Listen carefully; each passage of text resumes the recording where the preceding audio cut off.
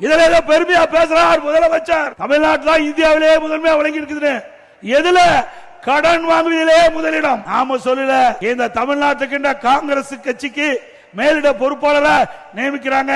அது மட்டும் இல்ல, இன்னொரு சொல்றார், காங்கிரஸ் கட்சி சேர்ந்த உயர்ந்த பதவிகளுக்கு சொல்றார், தமிழகத்திலே கடன் நிலை உயர்ந்து விட்டது சொல்றார்.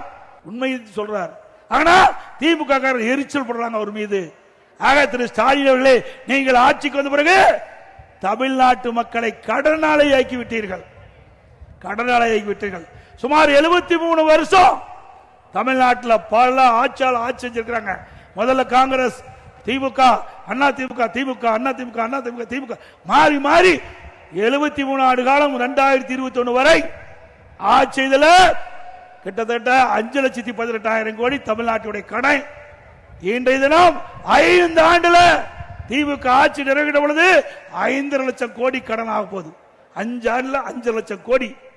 எல்லாம் கடன்காரன் ஆகிட்டாங்க. ஏதோ நீங்க வர்றீங்க, நான் பேசுறேன், வேடிக்கை பார்க்காதீங்க. கடனை நீங்க தான் கட்ட வேணும். தமிழ்நாட்டு மக்கள் தான் கடனை கட்ட வேணும்.